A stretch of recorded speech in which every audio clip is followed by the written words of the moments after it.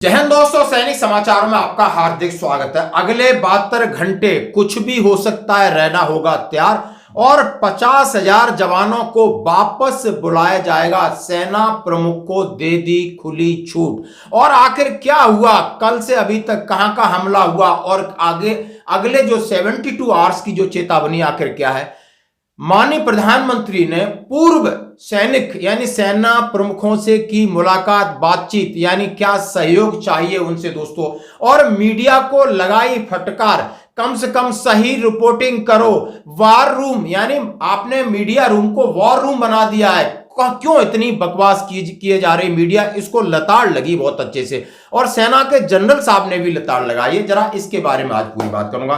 तो दोस्तों, सबसे पहले मैं आपके सामने खबर, जैसा इसमें कहा है कि 50,000 सैनिकों को बुलाने के लिए, हाँ जी दोस्तों, जैसा कि हम सभी जानते हैं, अगले 72 घंटे के लिए जो कल मीटिंग हुई है, यानी जो तस्वीरें बोल रही हैं सेना प्रमुख और वहां पर माननीय हमारे प्रधानमंत्री जी हैं, जैसे आप देख सकते हो वार रूम के अंदर पूरी कॉन्फ्रेंस हुई है, प्रेजेंटेशन हुई है और 72 घंटे के लिए बड़ा अलर्ट जारी कर दिया है। कुछ भी बड़ा हो सकता है और इसके लिए सबसे पहले सेना प्रमुख को कहा 50,000 जवानों को वापस बुलाने की तैयारी कर दो। आखिर वो कौन से जवान है, क्या उसमें एक्स सर्विसमैन है या दूसरे कोई जवान है? हाँ जी दोस्तों, यानी ये हैं आपके प्रादेशिक सेना के जवान, या समझते हैं टेरिटोरियल आर्मी के जवान, और पूर्व सैनिक भी वॉलंटियर्स अपनी तरफ से जा सकते हैं। दोस्तों, कहा गया है 50,000 जवान, 65 यूनिट, 6 बटालियन आर्मी चीफ को मिली इस स्पेशल सेना को बुलाने की पावर। केंद्र सरकार ने प्रादेशिक सेना को बुलाने के लिए शक्तियां सेना प्रमुख को प्रदान कर दी। यह निर्णय भारतीय राष्ट्रीय सुरक्षा रणनीति में एक महत्वपूर्ण कदम है, जो कि कल इसकी मीटिंग होती है।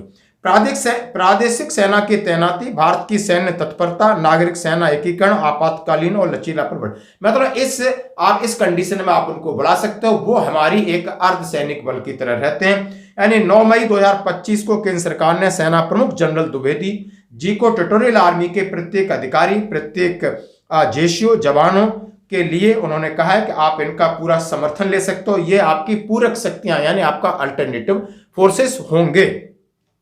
यह निर्णय भारत पाकिस्तान के बीच बढ़ते तनाव, ऑपरेशन सिंदूर के संदर्भ में लिया गया है, जिसके तहत भारत ने आतंकवाद के खिलाफ सटीक कार्रवाइयां की।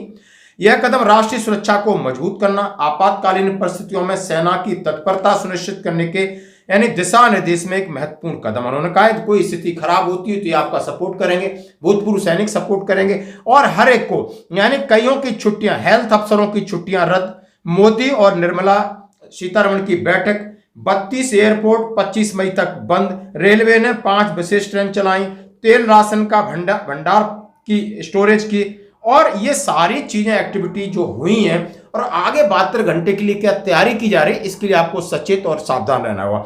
इसी की पूरी कवरेज है, जैसा आपके सामने रखा है कि जो कंडीशंस आज पैदा हुआ है उसके तहत माननीय हमारे सेना प्रमुख को पूरी खुली छूट दे दी गई कि आप 50,000 जवानों को आप वापस बुला सकते हो, जो कि टेरिटोरियल आर्मी से घर पे हैं या कहीं भी हैं, और तमाम तरीके का इसके साथ उन्होंने कवरेज दी है। दोस्तों, अब उनका प्रादेशिक सेना का महत्वपूर्ण क्या काम हो सकता है? एलओसी पर की सुरक्षा हो सकती है, आंतरिक सुरक्षा हो सकती है, आपदा प्रबंधन हो सकता है, लॉजिस्टिक और एक सपोर्ट हो सकता है। चाहे आप एक्स सर्विसमैन हैं और चाहे आप समझ सकते हो प्रादेशिक सेना के आप अंदर हैं, ट्रेंड हैं, तो आपको एलओसी पर भेजा सकता है। नहीं तो आंतरिक सुरक्षा, जैसे संवेदनशील क्षेत्रों में रेलवे स्टेशन की सुरक्षा की जिम्मेदारी, हवाई अड्डे की, महत्वपूर्ण बुनियादी ढांचे की सुरक्षा में प्रादेशिक सेना और दूसरे सपोर्ट कर सकते हैं। आपदा प्रबंधन, यदि युद्ध या हमले के कारण नागरिक क्षेत्रों में आपात स्थिति उत्पन्न होती है तो ये लोग बचाव कार्य में प्रशासन की हेल्प कर सकते हैं। लॉजिस्टिक्स और समर्थन, प्रादेशिक सेना की रेलवे इंजीनियरिंग इकाइयां सेना की आपूर्ति, बुनियादी ढांचे, कई प्रकार का सपोर्ट कर सकती है प्रादेशिक सेना, जो कि सेकंड लाइन है। थर्ड लाइन पे एक्स सर्विसमैन आ सकते हैं। दोस्तों, ये बिल्कुल प्रक्रिया है। हम ये नहीं कह रहे कि आप फ्रंट लाइन में लड़ोगे, लेकिन आपसे सहयोग लिया जा सकता है। और इस तरह की आप समझ सकते हो, जो प्रशासन है यानी जो डीएम है, कलेक्टर है, उनको भी दिशा निर्देश आए लगातार। इसके ऊपर जो भी अपडेट है हम आपके सामने रखते रहेंगे। तो दोस्तों, ये बड़ी अपडेट थी। अब हमला जारी है और माननीय प्रधानमंत्री ने लगातार पूर्व सैनिकों से, जैसे हम आपके सामने कह रहे हैं, पूर्व सैनिक यानी पूर्व सैन्य प्रमुखों से बातचीत की। रक्षा नीति पर माननीय प्रधानमंत्री मोदी जी की बैठक, मौजूदा और पूर्व सैन्य प्रमुखों से बातचीत की। यह भी एक अहम चीज है। यानी सेना प्रमुखों से बातचीत हो रही है, हालात कंडीशन। पिछले जिनके पास एक्सपीरियंस है, यानी स्पेशलिस्ट हैं, बहुत बड़ा एक्सपीरियंस है, उनसे भी माननीय प्रधानमंत्री जी ने बात किया वार रूम में। जैसा कहा है कि बैठक में प्रधानमंत्री न केवल मौजूदा हालात की समीक्षा की, बल्कि देश की रक्षा नीति को मजबूत बनाने के लिए अनुभवी सैन्य अधिकारियों से सुझाव लिए। पूर्व सेना प्रमुख, पूर्व वायुसेना प्रमुख, पूर्व नौसेना प्रमुख मौजूद रहे। प्रधानमंत्री मोदी ने सभी वरिष्ठ अधिकारियों, वेटरन से उनके अनुभव को साझा किया। उन्होंने कहा है, आपका अनुभव राष्ट्र के लिए अमूल्य पूंजी है और मौजूदा समय में जब देश को बहुपक्षीय सुरक्षा चुनौतियों का सामना करना पड़ रहा है, तब उनकी भूमिका और भी अहम हो जाती है। उन्होंने सभी अधिकारियों से आग्रह किया कि अपनी रणनीतिक सलाह अनुभव के माध्यम से देश को सुरक्षित रखने में सरकार की मदद करें। बिल्कुल दोस्तों, जैसा कि मैं आपके सामने स्पष्ट रूप से कहना चाहता हूं, उन्होंने पूर्व सैनिकों कि जो सेना प्रमुखों से बुलाया कि हमें आपकी जरूरत है, आपके अनुभव की जरूरत है, तो आप इसका संकेत समझ सकते हो, जो कि ऑथेंटिकेटेड है, जो कल कॉन्फ्रेंस हुई है। इसमें घबराने की कोई बात नहीं, देश हमारा है, हम देश के आज भी सैनिक हैं। जो भी आदेश मिलेगा हम उस आदेश को मानने के लिए बाध्य हैं, तैयार हैं और वॉलंटियर्स हैं। दोस्तों, अभी आप तमाम तरीके की खबरें जो मैं आपके साथ शेयर करूंगा, उसके साथ हम इस नजर कुछ डालते हैं अखबारों के ऊपर। जैसा देखते हो, देर रात पाकिस्तान ने 4 राज्यों की 170 से ज्यादा जगहों पर ड्रोन भेजे, भारत ने सब नष्ट किए। भारत के आगे पस्त पाक अपने नागरिकों को ढाल बना रहा है, हमारे नागरिकों को बना रहा है निशाना। पंजाब फिरोजपुर में पाक का ड्रोन गिरा, 3 घायल हुए। 300 से 400 ड्रोन ने 36 जगहों पर निशाना बनाया, हमने सारे गिरा दिए, उन्होंने कहा है। आप समझ सकते हो। और पाकिस्तान की जो टॉप लीडर है, हालात बिगड़ते देख पाकिस्तान के टॉप लीडर और सेना के अफसर अपना पैसा दुबई भेजने लगे हैं और ये पकड़े गए हैं। अपने बच्चों को ब्रिटेन और अपना पैसा दुबई भेज रहे हैं। ये है पाकिस्तान की हालत। 2 तस्वीरें, हमारे बार रूम में मुस्कान, पाक फौज में मायूसी। आपको 2 तस्वीरें देखी जहां पर माननीय रक्षा मंत्री जी CDS हैं, हमारे तीनों सेना के प्रमुख हैं, मुस्कुरा रहे हैं। और दिल्ली कल सुबह 11:30 बजे की आप बार रूम के अंदर है। और पाक में भी जिस तरह मायूसी है, वो लोग मुंह लटका के बैठे हैं, वो भी आप देख सकते हो। तो आप समझ सकते हो, पेपर कह रहा है कि जानिए सेना के सितारों को जिनके दम पर देश दुश्मनों से पूरी तरह सुरक्षित है। यानी ये भी आप खबर पढ़ सकते हो, और बिल्कुल हर प्रकार का। और ये बोला है कि सोशल मीडिया पर फेक न्यूज की फैक्ट्री बन गया है पाकिस्तान। यूजर्स के नेम में शर्मा और पटेल और गुप्ता लिख रहा है और डीपी में तिरंगा लगा करके हमारे देश के बारे में अनर्गल बातें लिख रहा है। इससे भी रहना होगा आपको सावधान। और सबसे बड़ी बात, सबसे सटीक बात मैं आपके सामने रखना चाहता हूं, तथ्यात्मक रिपोर्टिंग करें चैनल। इस बात से मुझे पर्सनली बड़ी दिक्कत आती है।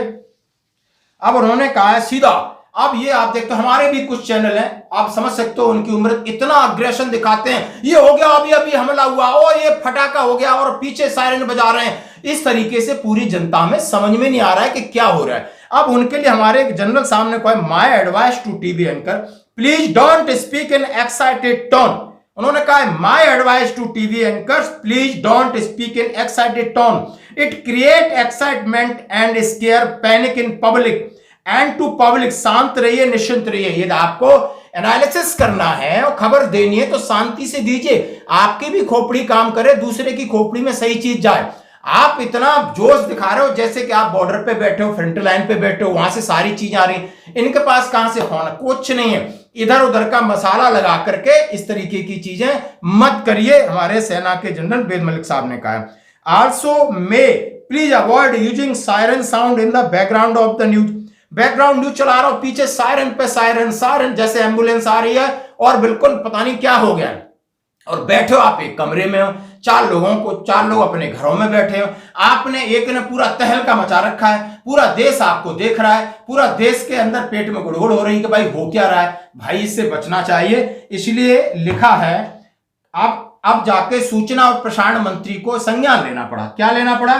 केंद्र ने न्यूज चैनलों से तथ्यात्मक और जिम्मेदाराना रिपोर्टिंग करने को कहा। शुक्रवार को सूचना एवं प्रसारण मंत्री अश्विनी वैष्णव ने मीडिया के वरिष्ठ संपादकों के साथ इस मुद्दे पर बात की, उनके अपुष्ट स्रोतों से बचने को कहा। यानी जो चीजें वैलिड नहीं है उनके पीछे आप क्यों इस तरीके से कह रहे हैं। अब कई तरीके कह रहे हैं, all news anchor need to relax and calm down, are armoured forces are capable and know their job well, let them work and let people relax. उन्होंने कहा हमारी सेना जानती है क्या करना है, कैसे करना है, भरोसा रखिए, शांत रहिए, ज्यादा एक्साइटेड होने की जरूरत नहीं है। Sir they are not TV anchor, they are tabloid journalist who have scram to sell. उन्होंने कहा ये चलो अलग बात है, उन्होंने कहा अलग अलग तरीके से कह रहे हैं, very true and they should not use siren and background. सभी लोग कह रहे हैं कि इस तरीके से बचना चाहिए।